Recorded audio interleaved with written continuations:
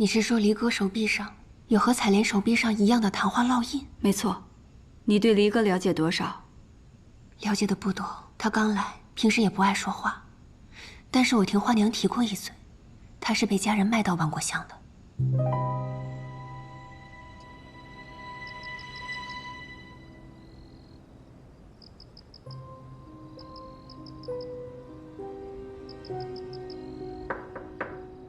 离哥姑娘，我进来了。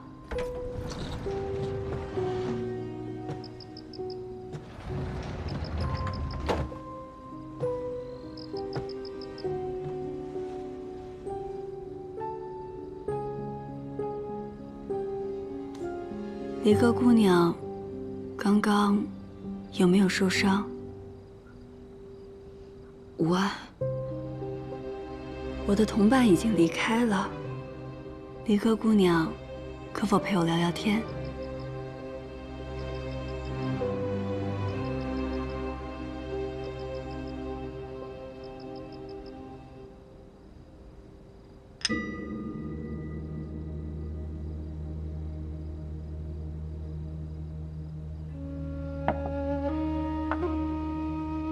光喝酒多无趣啊！不如我们玩个游戏。什么游戏？猜心。我猜中你的心事，你就喝一杯酒；我猜错了，就自罚一杯。你我不过刚刚相识，这样也算公平吧？这听来好像对你不太公平。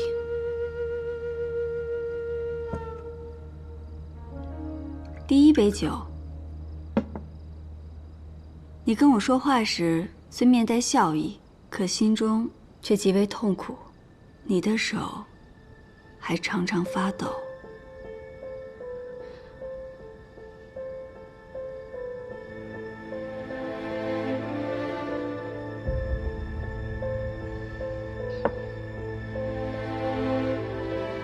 第2杯酒，正因苦闷难解，你会割伤自己，借以发泄。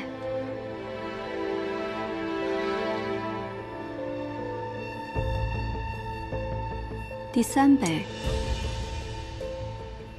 你究竟是什么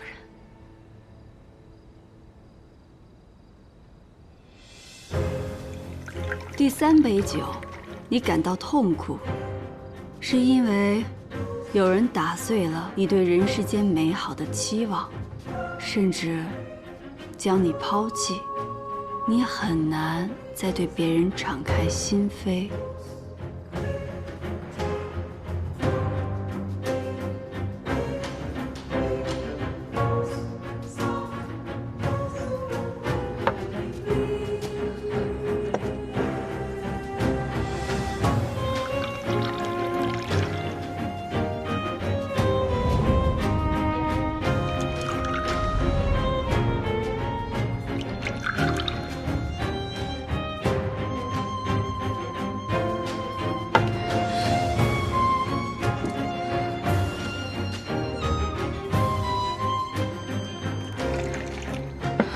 人言可畏，更甚于灾病，所以我从不与他人交心。可没想到，与你不过初相识，便被你看穿了心思。你刚才不是问我是谁吗？我叫叶平安。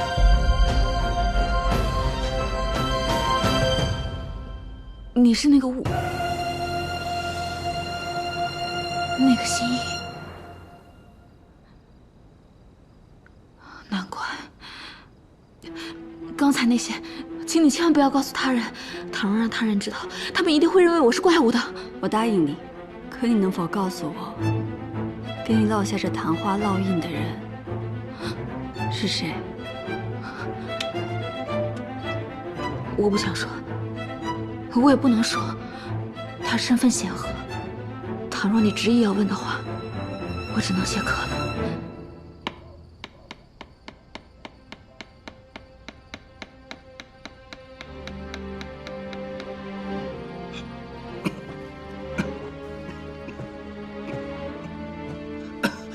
父亲在雕刻什么？千秋阁，千秋万岁之意。若圣上喜欢，待佳节便献给圣上；若不喜欢，为父只能自己留着了。精雕细琢，在这紫檀木上雕好千秋阁，恐怕得花上1年的功夫。到时圣上见了父亲这份心意，必定龙颜大悦。贤儿，明日你总该有时间上山去看看你母亲了吧？女儿还有些公家之事未了，明日亦不得闲。你年幼之时，你母亲便进山修道，委屈冷落了你。你心里若有怨，就怨为父吧。父亲说笑了，若不是当年父亲赏识女儿的策论，带我觐见圣上，女儿又怎会有今日呢？父亲身体还未好全，早些休息吧。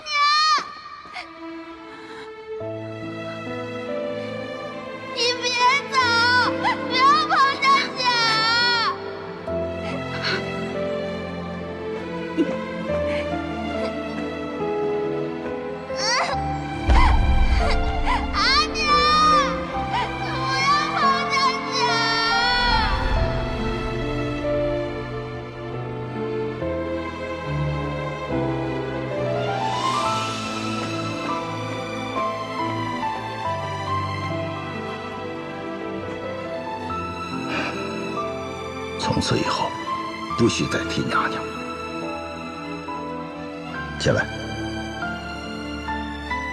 起来，随你。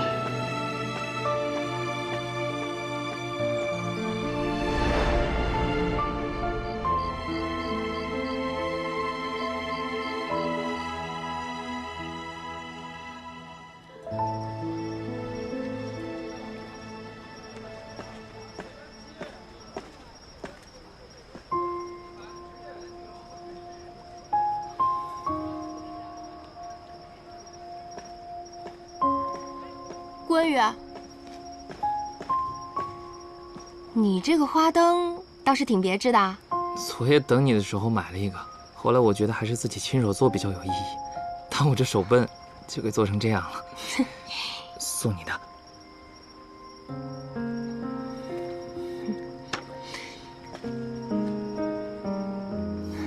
你看，这月影美吗？很美啊。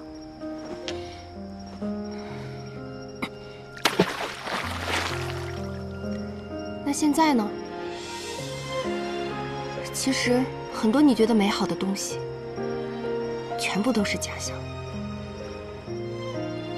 我也一样，我知道，如果我一直犹豫不决不给你一个答案，你跟我都不会高兴的。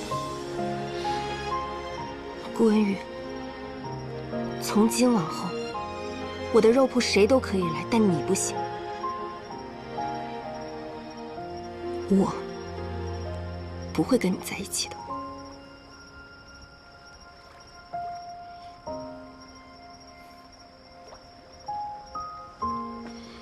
你的顾虑是和玉石案有关吗？你怎么知道的？你还知道什么？是不是袁绍成？你先让我把话说完，好吗？我从出生起便是贱民。12岁那年，我被人从盲沟买走，就被关进了一座宅子，过着暗无天日的生活。只要犯错就是一顿毒打。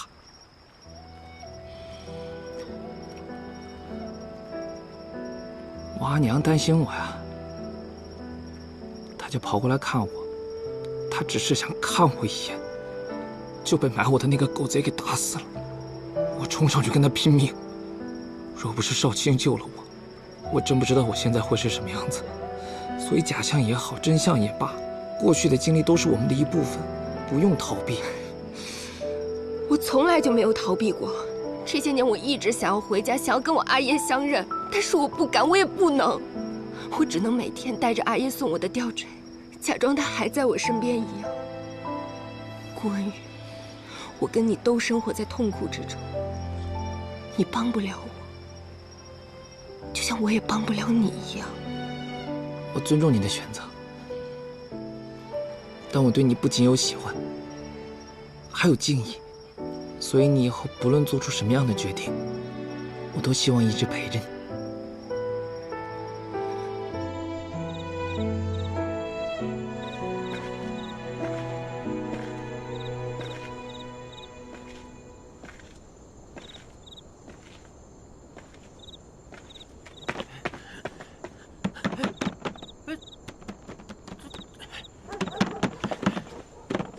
没人。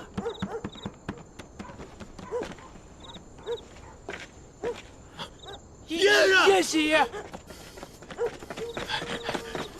哎呀，是你们呀？这大晚上的干什么呀？是我拉他来的。这2天他又发病了。我什么时候发病了？没病，你今天晚上跟人家起哄，想去闹来着。你瞎说什么？发生什么事儿了？都别动！你们再往前一步，就是逼死人了！蔡元，我们辛辛苦苦干了那么久，临了了你1分钱都不给，你当我们这些短工都是好欺负的是吧？给我钱！我说不给了吗？我说不给了吗？你们总得多宽限我几日嘛！1天拖2天，2天拖3天。少军，把他拖下来！你们都别过来啊！别过来啊！我，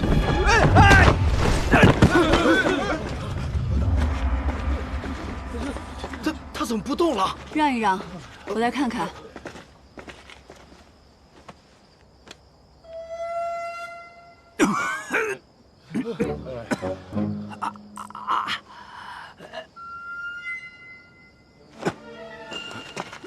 说吧，为什么欠大家的工钱不发？我带钱去赌方输了。继续编。真的，我没骗你。听说过安心馆的叶平安吗？你是那个吴？我说，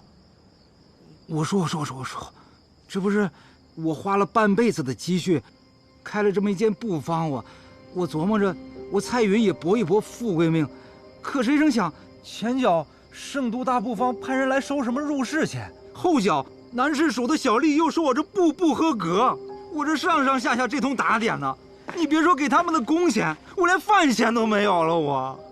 这明明是好布啊，他们诚心挤兑你。哎呦，你是明眼人呐！我说我找朋友打听打听，这一打听才知道，甭管是南市署还是什么智库，都跟那个大布坊有勾结，他们简直是只手遮天，就是不准我们这些小布坊开张。我都不是第一个被逼上绝路的了，我。那大布坊该不会就是九河吧？九河，那可是圣都最大的布坊。你还怕他们去九河布坊闹事，会把他们自己也搭进去？你还挺讲义气啊！哎呦，行了，九河布坊背后的人是谁？还不是圣都第一富商，也是皇室宗亲，琅琊郡王李宗旭。李大善人，那不可能啊！那李大善人明日还要举办酬民宴呢。对呀，我听说啊，这个宴席是专门给咱们穷人准备的，去了吃喝管饱。有这事，善人有这事。没少帮我。行，那明天还得劳烦你再吃点苦。什么苦？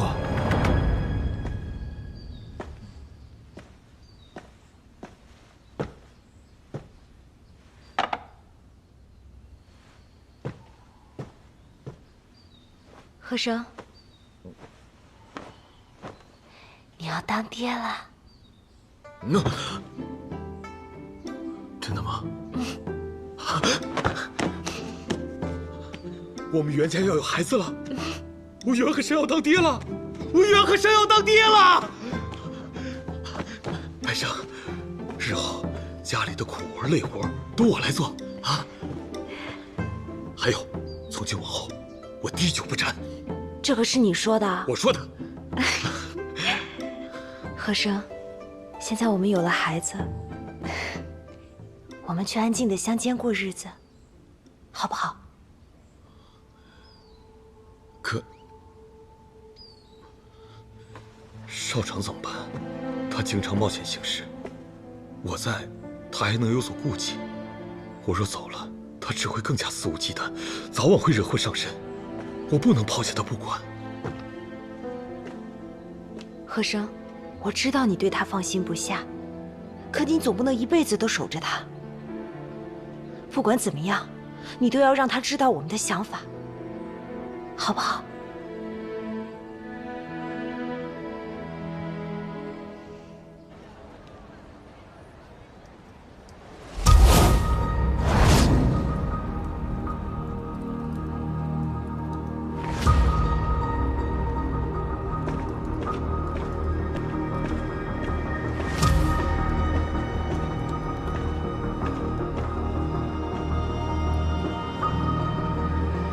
今日你约我至此，所谓何事？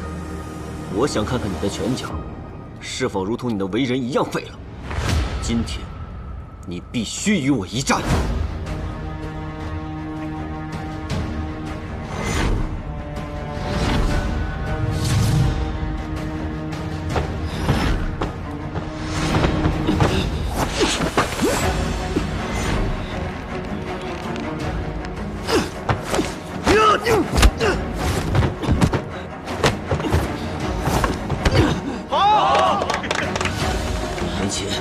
突破敌方包围，带回了情报，立了大功。现如今，却变成了趋炎附势的小人，为什么？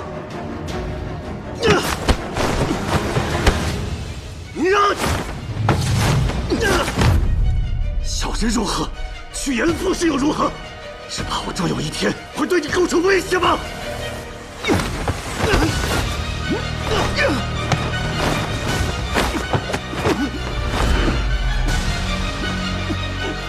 你若真是贪图权贵，却为何不惜得罪贵胄，替蒙勾人请命？你会歪管闲事，行了吗，大将军？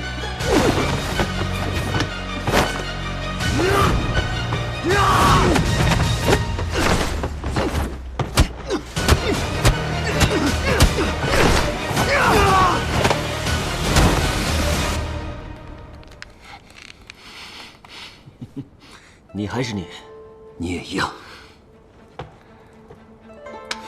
好，太好了！此次回来什么目的？我以为凭我们的关系，我不说你也能猜出来。我明白了，下次请你喝酒。好啊，我可要喝最好的酒。管够。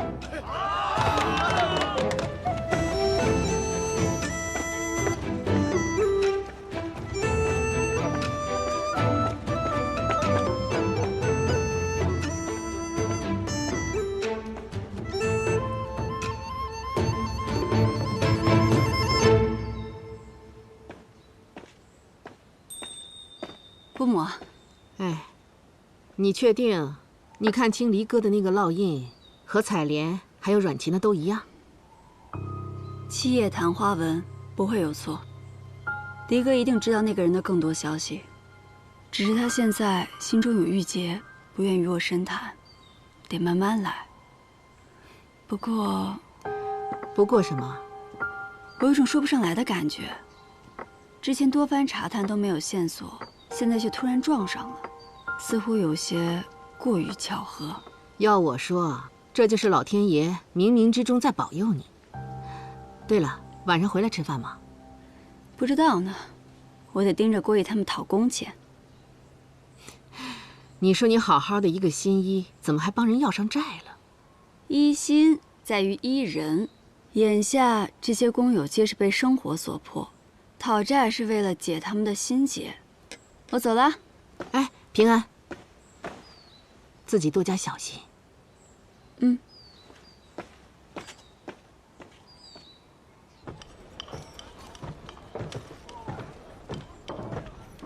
少成叔，快走，别理他。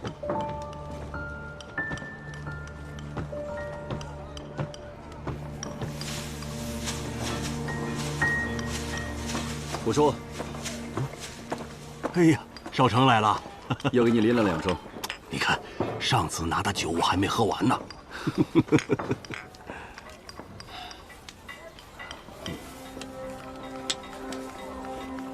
这块给你，我总共打了3块。我和和生啊，一人也有1块，我们一家人该有件属于我们自己的东西了。好啊，好。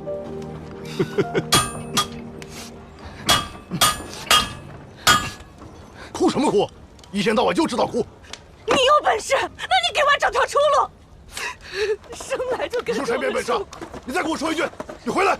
就是你没本事。你说谁没本事？就是你。哎，干什么？干什么？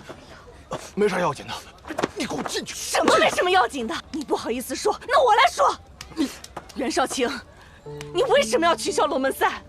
这半年来，孩子他阿爷每天都在为龙门赛做准备。只要他赢了，他跟孩子都能脱离剑籍。我说句难听的，你能飞黄腾达，靠的不就是龙门赛吗？你过上了好日子，却堵死了我们所有人的路。你到底安的是什么心呢？你这说的都是什么话呀？你在说这些话之前，可曾问过自己的良心？大家伙都知道，以前邙沟是个什么样子。若没有少成的庇护，谁都可以进来抓人打人。咱邙沟人哪有尊严？我说是，他是飞黄腾达了，也大可以拍拍屁股走人呐。可是他没有走，在他的心里，始终把咱们邙沟当作自己的家呀。郭叔，袁少卿，在我们心里面，你永远是我们最尊敬的人。你为邙沟做的一切，所有的人都看在眼里，记在心里。你的大恩大德，我们永生难忘。我铁匠打了半辈子铁，没什么能耐，我就想我在龙门场上拼出个样来，为我的孩子挣出条活路。我让他能读书，能经商，能考科举，像你一样成为大人物。可现在呢，龙门赛没了，我们马沟人的希望没了。是啊，我们的剑旗这辈子也脱不了了。对啊，我孩子将来怎么办呢？我们没希望了。好了好了。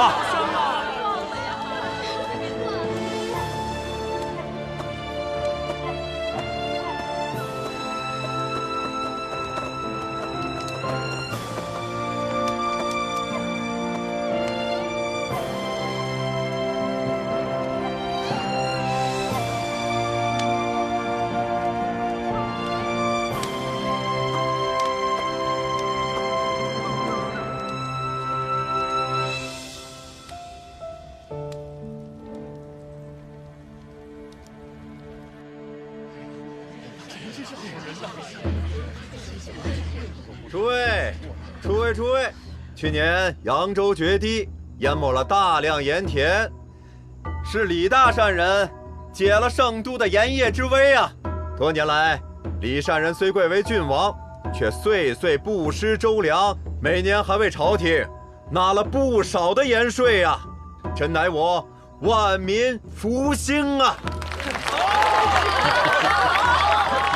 善人呐，从商者不应以聚财富家为壮志，应以经世济民为己任，这都是我应该做的。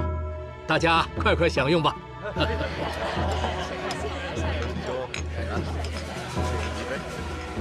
将军，这徐青看来和李宗旭经常有往来啊。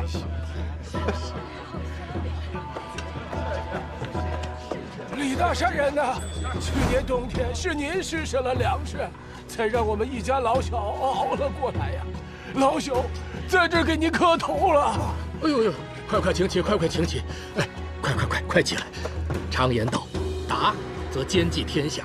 我李宗旭最看不得他人受冻挨饿，以后但凡我能做到的，一定尽我绵薄之力啊！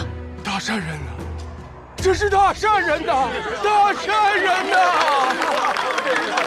大善人呐，活不了了，没法活了，要逼死人了！哎呀，李大善人，你就给我一条活路吧！你们是何人呐？我们是短工，给这个姓蔡的盖完布方，他却不付工钱，非说是您底下的九合布方断了他的活路。我们都知道您是位心善之人，所以前来请您主持公道。对，李大善人主持公道。对，给我们主持公道。我已经给了九合布方入市钱了，可他们还是不让我的小布方开张啊！我去找九合布方讨个说法，他们对我是拳打脚踢呀！我今天这身校服是给我自己穿的，你要是也护着他们，我就死在你面前得啊！想不到今夜还有闹场子的，将军，那我们还要不要盘问徐青有关泾原之战的事？算了，今夜先别打草惊蛇，你先回去，等布书到了，我再和徐青好好聊聊。是。我说你这个老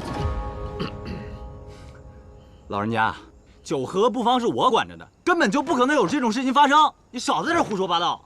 我胡说八道？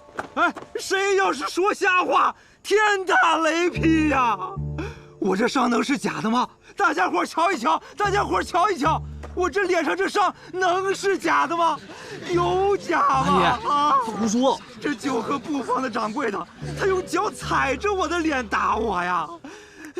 哎，你要是不信，你把那掌柜的叫来当面对质。这九合都打人了，还有什么事情他们做不出来啊，是不是？是不是？大家静一静。欺行霸市，看来是真的吧？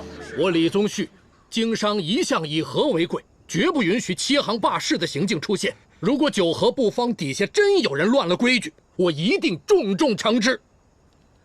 欠了你们多少工钱？每人170文钱，我们12人，共2贯又40文钱。这是契约。好，你们的工钱我付了，另外再多加10贯，算是补偿。哎呀，不愧是李大善人呐！大善人呐！大善人，好人呐！真亏是李大善人呐！好人呐！快进来！无论九合布方欺行霸市，与他这位李善人有无直接关系？像他这样广施善行的人，最在意的就是名声。所以明日，你们1要趁人多之机，2要捧他之名，3要素惨之实，这件事就能尽快得到解决，且皆大欢喜。李大善人，我替咱们这些短工谢谢您了。对，能遇到李大善人这样的大好人，可真是咱们的荣幸啊！荣幸。既然又成了件好事，大家一起举杯，共贺五谷丰登，国泰民安。干！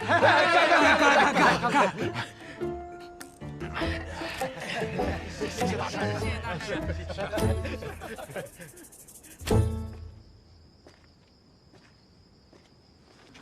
若是没猜错的话，今夜的这出好戏，是你替短工安排的吧？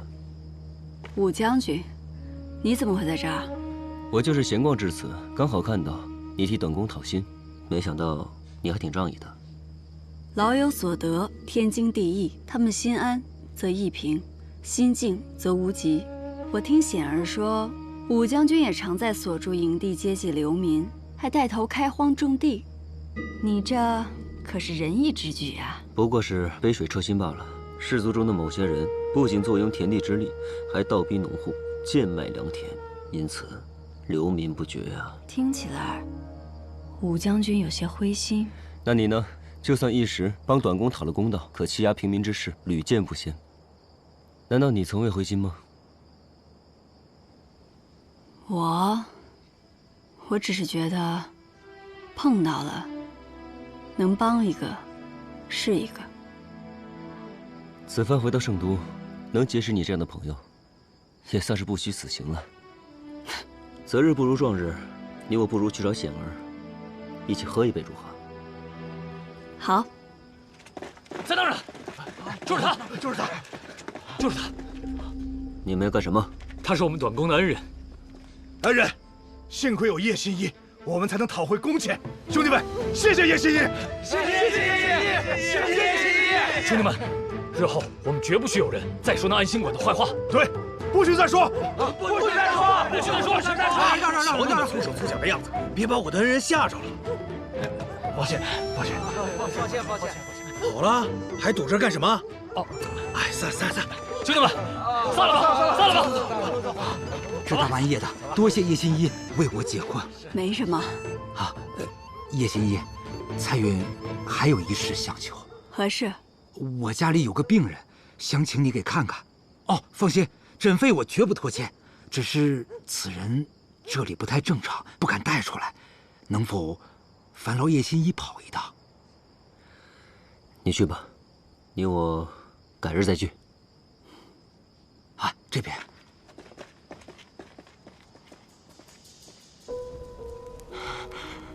几年前，我在大街上看见他被几个地痞欺负，打得浑身是伤。我看着实在可怜，就带回来了。为什么这么热的天，还给他披巾啊？哦，那披巾是他自己的，他走到哪儿都抱着，不肯松开。带回来就这样吗？带回来的时候就这样。知道他叫什么吗？不知道，大伙儿都管他叫疯老汉。别打我！别打我！坏人！蔡老板，你先退后一步。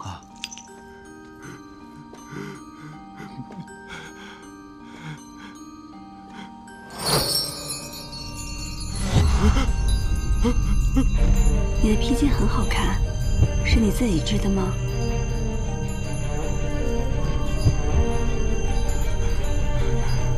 披肩。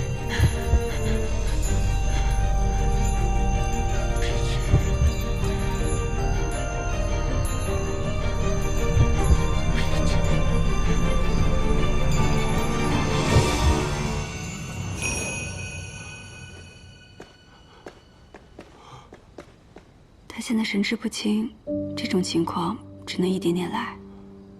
我会定期来给他诊治的，但有一点，不能让他再受刺激。哦，那他能治好吗？我只能尽力而为。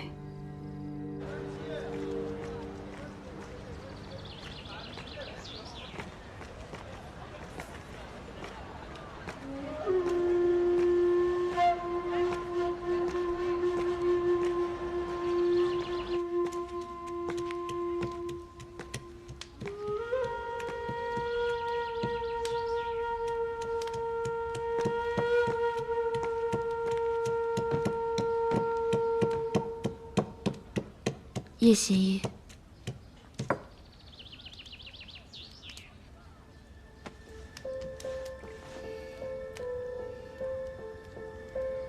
你终于肯来找我啦！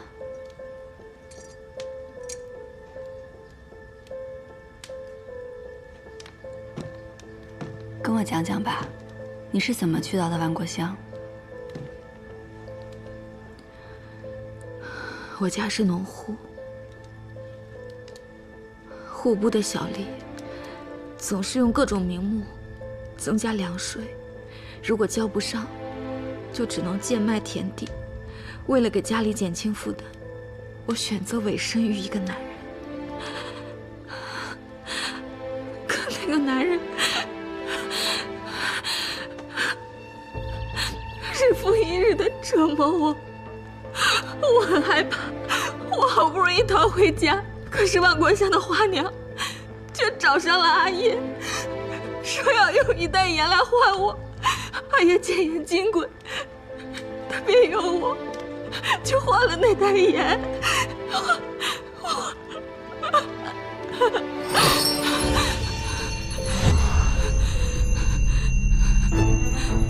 闭上眼睛。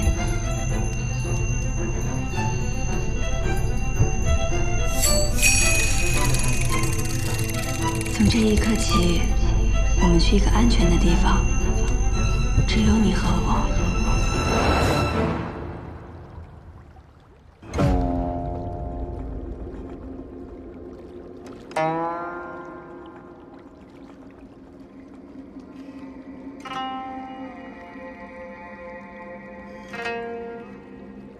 我能感受到你的痛苦，这里很安全。 你想说什么都可以。我觉得这个世界上已经没有人需要我了。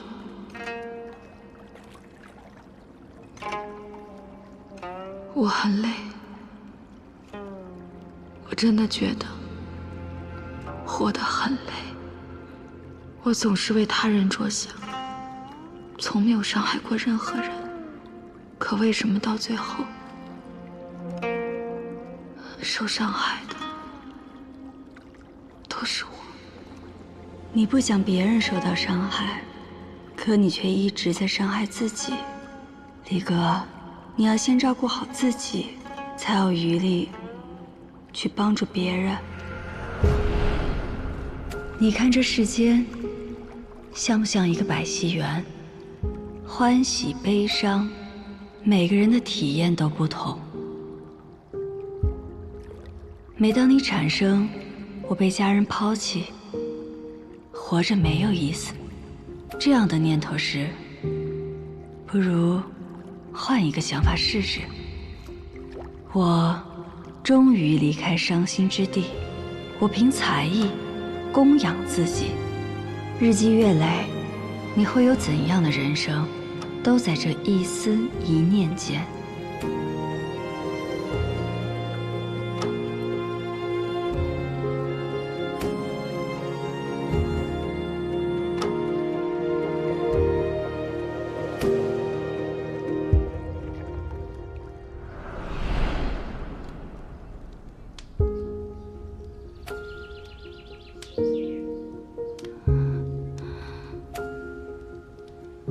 感觉好些了吗？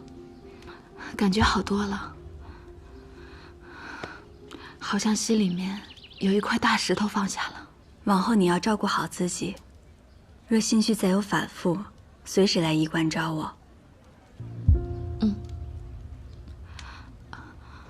对了，叶心怡，你之前看到我手上的烙印，为什么想知道那个人是谁啊？因为受到伤害的不止你一个。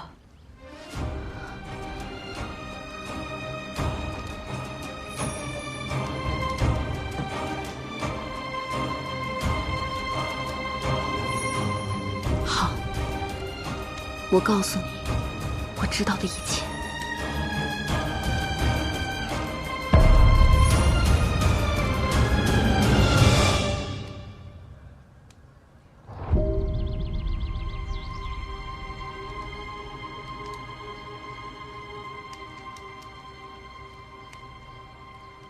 半年前，我委身的那个男人，就是琅琊郡王李宗旭。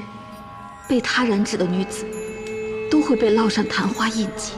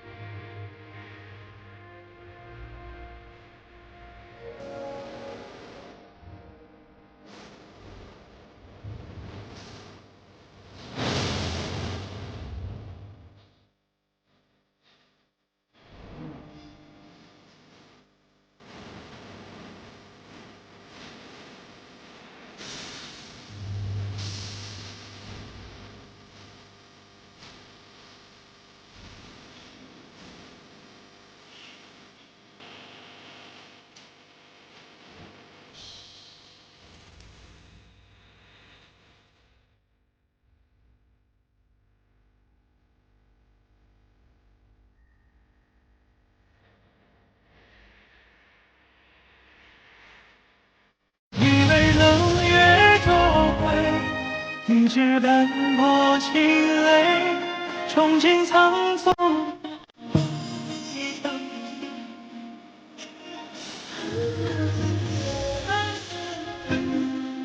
月灯照亮门。